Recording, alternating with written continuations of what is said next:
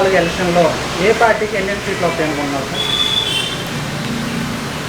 ఏదైతే మా ముఖ్యమంత్రి గారు వైఎస్ జగన్మోహన్ రెడ్డి గారు చేస్తున్నటువంటి సంక్షేమమే కానీ అభివృద్ధే కానీ రెండు కళ్ళుగా భావించిన దాని మీద ఇవాళ రాష్ట్ర ప్రజలందరూ కూడాను చాలా సుఖ సంతోషాలతో ఉండడం వల్ల మరి ఏదైతే జగన్మోహన్ రెడ్డి గారు ఆకాంక్షిస్తూ వైనాట్ 175 అన్నారు, 100% వైనాట్ 175కి మేము దగ్గరగా రీచ్ అవుతామని చెప్పి మీ మీడియా ద్వారా ప్రజలందరూ, ఎందుకంటే ఇవాళ గతంలో చంద్రబాబు నాయుడు గారు ఏం చేశారు, ఇప్పుడు జగన్మోహన్ రెడ్డి గారు ఏం చేశారు, ఇదనేది కూడా ప్రజలందరూ కూడా బేరీ చేస్తున్నారు.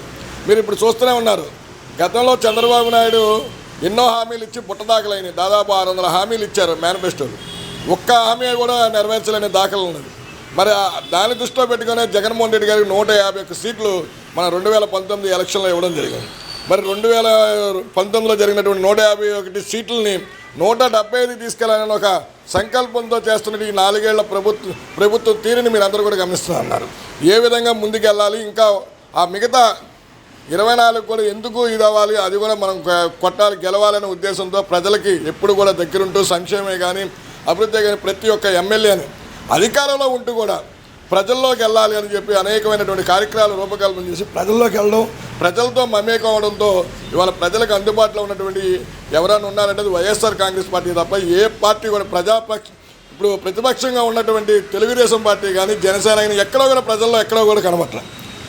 ఇవాళ ఎందుకంటే ఇవాళ జగన్మోహన్ రెడ్డి గారు చేస్తున్నటువంటి పనితీరుని ఏ విధంగా ప్రతిపక్షాలు విమర్శించాలో తెలియక, అంటే మరి అంత మంచి కార్యక్రమాలు చేస్తున్నప్పుడు ఏమీ చెప్పలేక వాళ్ళందరూ కూడా పడుకోవడం జరిగింది. వాళ్ళందరూ కూడాను ఈరోజు జగన్మోహన్ రెడ్డి గారు పనితీరుని చూసి రేపు రానున్న కాలంలో వైనాట్ 175 చేయడానికి గ్యారంటీగా ఈ యొక్క వైఎస్ఆర్ కాంగ్రెస్ పార్టీ నాయకులు కానీ కార్యకర్తలు అందరూ కూడా సిద్ధంగా ఉన్నారు.